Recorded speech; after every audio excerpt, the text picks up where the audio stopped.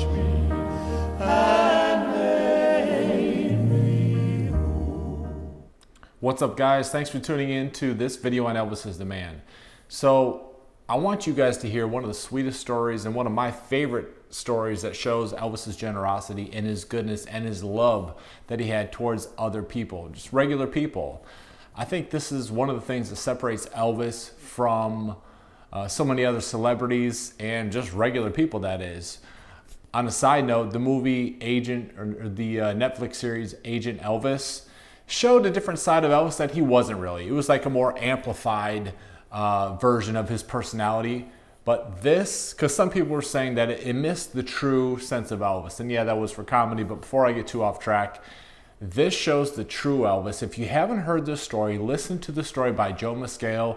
He was a member of the Imperials and one of Elvis's background singers when he was part of the group. Elvis had them from 1969 to 1971. This is a great story. Listen up. He said, well, I'm going with you. He said, we're going to get to the bottom of this. I'm going to take care of it for you. And I knock on the door. My wife answers. She can't believe. She's crying and very upset. Elvis hugs her. And he says, darling, don't worry. I'm here to take care of things. I mean, that's love. That's compassion. And he settles her down. Meanwhile, the kids hear all this ruckus in this room, and they open the door slightly, and they're like stacked up looking out the door from the bedroom at Elvis, and he sees them.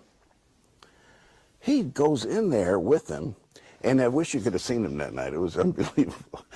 And he started talking to him. And he said, look, I know you know we're here because your house in Tennessee has been broken into. And he said, I just want to tell you, if they took your bicycles or any of your toys or anything that you loved and you know that was really your favorite, you let me know. Write me a note. Let me know. And he said, I'll replace it better than what you had. I promise you that. To me, that's love. I mean, that's the real. Guys, the most touching thing to me in this story, and one of the reasons why Joe keeps telling it, is that Elvis actually saw his kids and wanted to tell his kids, like, hey kids, don't worry. If they took any of your favorite toys or anything like that, trust me, I'll replace it and I'll make it 10 times better than you had before. I don't think Joe brought that up in this other recollection that he was telling the story other times, because the first time I heard the story was like back in the 90s, I think in 1999 when they came out with He Touched Me, the gospel music of Elvis Presley. I heard a lot of these stories for the first time, and it really, it's like, when you hear that story about Elvis, it's like, me personally, I don't know about you guys, but I'm like, man, I want to be like that. Like, I want to show that type of love and kindness towards regular people, and how that impacted those kids. You know, and it's a story that's still told today. So it's one that I wanted to share with you guys. If you haven't heard it, you're welcome, because it's a great story, and you definitely need to hear it. It almost got to be second nature with him. You know, it was just a facet of his character. You know, like drinking a lot of water or whatever. You know, that was just part of his nature.